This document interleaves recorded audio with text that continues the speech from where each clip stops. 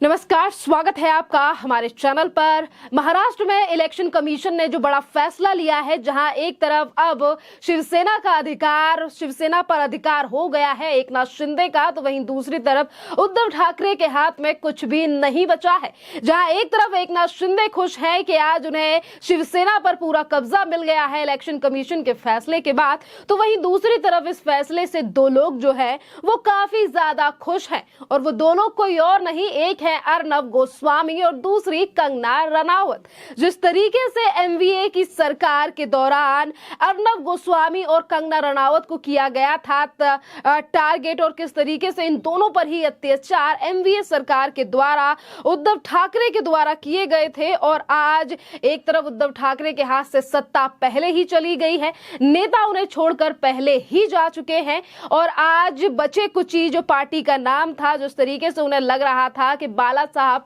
ठाकरे के द्वारा बनाई गई पार्टी है तो उद्धव ठाकरे के खेमे में ही रहेगी, नाम उन्हीं के पास रहेगा, पर आज इलेक्शन कमीशन के फैसले से वहां से भी यानी कि जो सपने थे उद्धव ठाकरे के वो भी चकनाचूर हो गए हैं। शुरुआत करते हैं पहले अर्नब गोस्वामी से। कल अर्नब गोस्वामी अपने ही शो पूछता है भारत के दौरान काफी ज्यादा खुश नजर आए इलेक्शन कमीशन के फैसले के बाद, और उन्होंने उद्धव ठाकरे को लेकर अपनी प्रतिक्रिया भी दी। उद्धव ठाकरे को लेकर अर्नब गोस्वामी ने कहा कि ये सत्ता का घमंड है उद्धव ठाकरे का जो अब टूट गया, और आज उद्धव ठाकरे के पास कोई रोने के लिए नहीं है। मुझे बस एक चीज ही दिखाई दे रही है, और वो ये कि आज उद्धव ठाकरे अपने मातोश्री में बैठकर अकेले रो रहे हैं। ना उनके साथ कोई नेता है और ना ही तो कोई संजय राउत जैसा नेता जो कि उनके पास बैठकर रो रहा हो, और सिर्फ एक चीज ही मुझे दिखाई दे रही है, संजय राउत और उद्धव ठाकरे मातोश्री में बैठकर रो रहे हैं। जहां एक तरफ उन्होंने ये कहा कि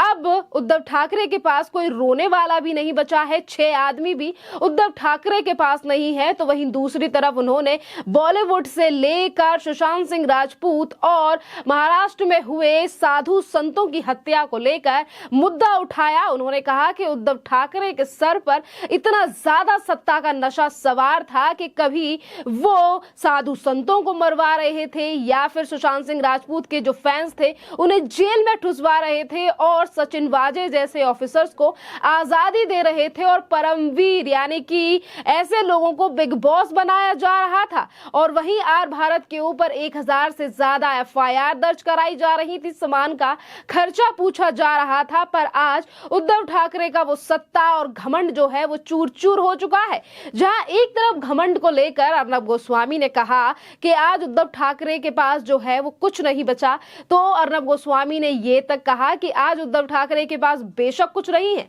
पर घमंड तो उनके पास आज भी है। वो रो रहे हैं पर अपने घमंड को साथ लेकर रो रहे हैं, और यही बड़ा कारण है कि एक तरफ उनकी पार्टी से चुनाव चिन्ह चला गया है, पार्टी चली गई है, और महाराष्ट्र की जनता भी चली गई है। एक तरफ उद्धव ठाकरे को लेकर उन्होंने बात कही, तो वहीं दूसरी तरफ संजय राउत को लेकर भी अर्नब गोस्वामी की तरफ से कहा गया कि अब तो सरकार भी पहले उखाड़ दी गई और अब पार्टी का नाम भी उखड़ गया है संजय राउत जी। इस तरीके से तमाम जो बातें हैं वो कल संजय राउत, उद्धव ठाकरे और महाराष्ट्र की तमाम यानी कि पूर्व महाराष्ट्र सरकार को लेकर, और जहां एक तरफ खुशी का ठिकाना नहीं था अर्नब गोस्वामी का, तो उन्होंने ये तक कहा कि एमवीए की जो सरकार थी उसे जो सहारा था एंटोनियो माइनो की सरकार का, आज वो लोग भी सामने नहीं आएंगे। तो वहीं दूसरी तरफ आदित्य ठाकरे को लेकर भी अर्नब गोस्वामी ने कहा कि उद्धव ठाकरे के वो बेटे कहाँ हैं जो कि राहुल गांधी की तरह यानी कि पप्पू की तरह नौटंकियां करते हैं।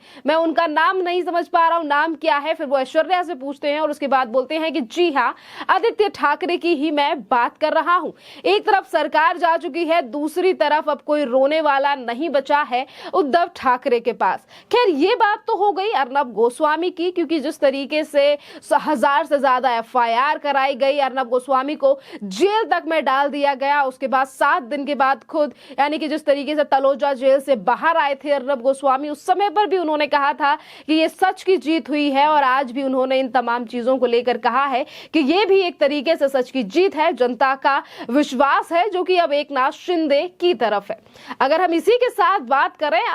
कंगना रनावत की, जैसा कि अर्नब गोस्वामी ने भी जिक्र किया कि आज महाराष्ट्र में से पार्टी का नाम उखड़ गया है, उखड़ गया का मतलब यानी कि संजय राउत का वही डायलॉग जो कि उन्होंने सामना में कंगना रनावत के ऑफिस पर बुलडोजर चलाने के बाद सामना में दूसरे दिन की हेडलाइन में लिखवाया था कि उखाड़ दिया। आज उसको लेकर भी कंगना रनावत की प्रतिक्रिया जो है वो सामने आई है और वो भी काफी ज्यादा खुश हैं। और कंगना रनावत ने कहा है कि जो साधु संतों का अपमान करते हैं और जो महिलाओं का अपमान करते हैं उनके साथ इसी तरीके से चीजें होनी चाहिए, क्योंकि ये समय का पहिया है। एक तरफ ये ट्वीट किया गया है कंगना रनावत की तरफ से, तो वहीं दूसरी तरफ आपके लिए बता दें कि कंगना रनावत का वो बयान जो कि उन्होंने 2020 अक्टूबर के महीने में दिया था, एक वीडियो उन्होंने उनके ऑफिस पर बुलडोजर चलने के बाद सोशल मीडिया पर डाला था, जिस पर उन्होंने कहा था कि उद्धव ठाकरे आज मेरे ऑफिस तोड़ा है, आज तूने मेरा ऑफिस तोड़ा है, कल तेरा घमंड टूटेगा। आज वो वीडियो भी सोशल मीडिया पर काफी ज्यादा वायरल हो रहा है, जिसमें ये तमाम बातें जो हैं वो की गई थी। और आज कंगना रनावत ने ये भी कहा है कि कुकर्म करने से तो देवताओं के राजा इंद्र भी स्वर्ग से गिर जाया करते थे, तो वो सिर्फ एक नेता है। जब उसने अन्याय पूरा मेरा घर तोड़ा, मैं समझ गई थी कि ये शीघ्र ही गिरेगा और इसे देवता भी नहीं उठा सकते हैं, लेकिन स्त्री और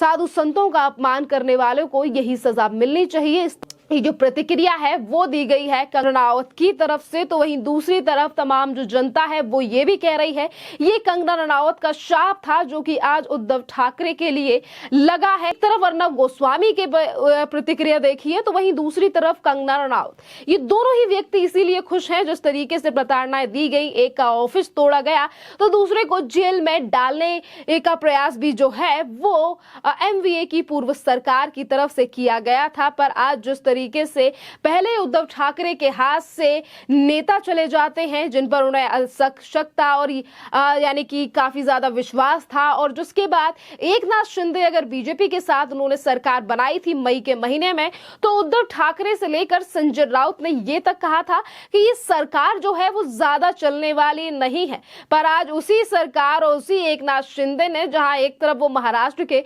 मुख्यमंत्री बने, दूसरी तरफ उन्होंने नेताओं को अपनी पार्टी में किया, तो वहीं दूसरी तरफ आज उद्धव ठाकरे को भी अकेला कर दिया है। ना उनके पास पार्टी रही है, ना चुनाव चिन्ह रहा है, जिसको लेकर ये तक कहा जा रहा है। एक तरफ संजय राउत का कहना है कि हम फिर एक बार नए नाम और नई पार्टी के साथ उभरेंगे, शिवसेना को मजबूत करेंगे। पर आज चीजें बहुत ही ज्यादा कम दिखाई दे रही हैं कि शायद ही अब कोई उद्धव ठाकरे का हाथ थामने वाला दिख रहा है, क्योंकि ज्यादा से ज्यादा कार्यकर्ता, नेता और लोगों का जो विश्वास है वो एकनाथ शिंदे की तरफ दिखाई दे रहा है। और इस चुनाव आयोग के फैसले को लेकर उद्धव ठाकरे का भी बयान सामने आया, जिस वीडियो का जिक्र और जिस बयान का जिक्र पहले ही अर्नब गोस्वामी ने किया कि आज सिर्फ मातोश्री में उद्धव ठाकरे बैठकर रो रहे हैं, तो उद्धव ठाकरे ने भी बयान दिया। उन्होंने कहा कि चुनाव आयोग को यह फैसला सुप्रीम कोर्ट के फैसले से पहले नहीं देना चाहिए था। तो अलग अलग प्रतिक्रियाएं जो हैं वो उद्धव ठाकरे की तरफ से, जो नेता हैं उनकी तरफ से सामने आ रही हैं। पर वहीं दूसरी तरफ लोगों में खुशी की लहर जो है वो सोशल मीडिया पर भी देखी जा सकती है। जिस तरीके से कमेंट जो है वो लोगों के संजय राउत और उद्धव ठाकरे को लेकर होते हुए दिखाई दे रहे हैं। खैर, इस पूरे मामले पर आपकी जो भी राय हो आप हमें कमेंट करके जरूर बताइए। धन्यवाद।